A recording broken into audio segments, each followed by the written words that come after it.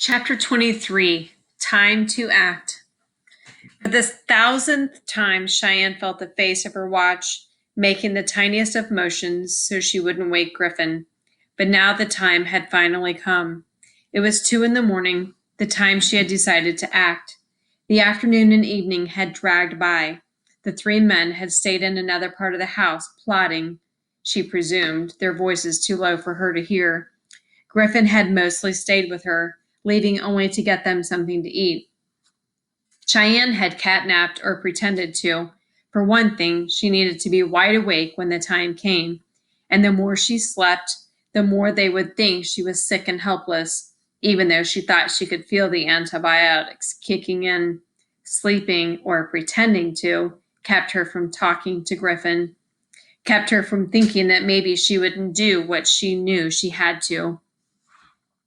Miles from here, her father would soon be following instructions to drop off a black duffel bag stuffed tight with money, one that held no tracking devices or dye packs or anything else. Or they would kill her, and her father was to come alone, with no one following him in another car or in the air or even with a computer, or they would kill her. Cheyenne knew all this because Roy had made her stand by while he repeated the details. Then he had pressed the phone into her hand long enough for her to choke out, "Daddy, please help me," before he snatched it back and pressed the off button.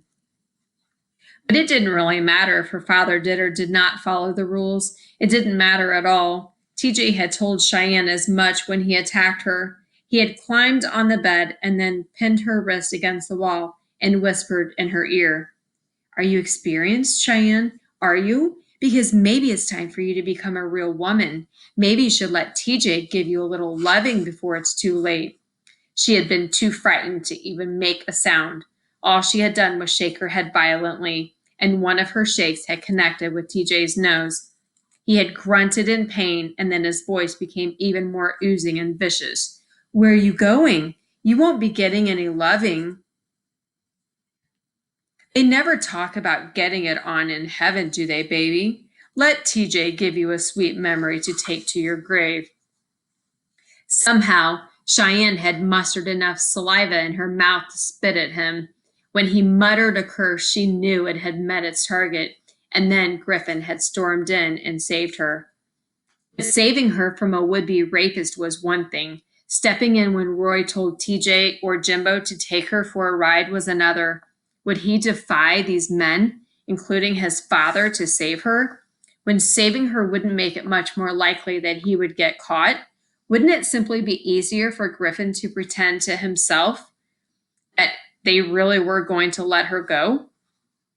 Sure, these men might get caught and go to jail for murder, but they might not. And they were all about short-term thinking. Take TJ. He had wanted to bring her down to his level, so he had groped and pawed at her, not even worrying about Griffin being in the next room. Cheyenne wished she had been able to reach her pocket before TJ pinned her to the wall, wished she had used a broken piece of glass on him.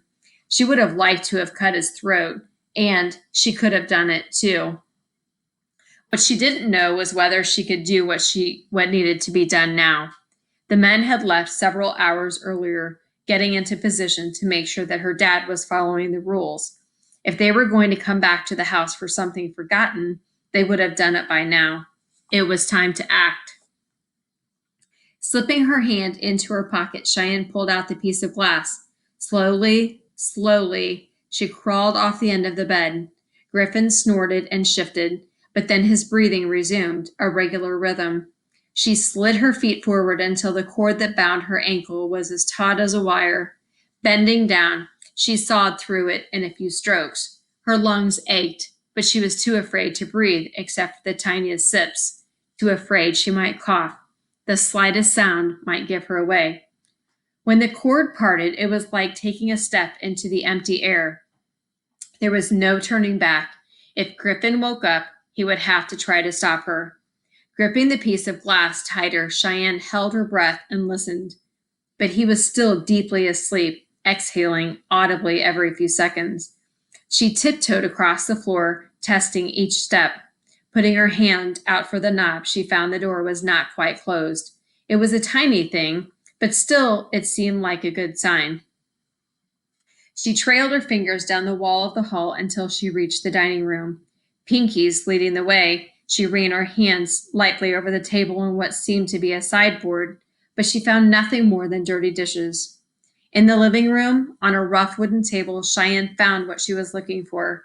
Her fingers traced the shape of it, and her mind supplied the picture. A big silver wrench. Heavy. She put the piece of glass in her pocket and then picked up the wrench and thwacked the end into her palm. If she hit Griffin hard enough, she could knock him unconscious. If she hit Griffin hard enough. And if she didn't, then he might wake up, might chase her down, might kill her. Cheyenne could feel her heart rate speeding up, her breath quickening, all that fight or flight response they had learned in biology. She turned and walked back down the hall. Outside the doorway, she stopped and listened. What if Griffin was awake and watching? What if she rushed him and he wrested the wrench from her hand and whacked her with it? Nothing but the sound of his deep, even breathing. She drew one last ragged breath and tiptoed toward him. Gripping the wrench in both hands, she raised it high overhead. Then, like a man splitting a log with an axe, Cheyenne swung the wrench in its swift and terrible descent.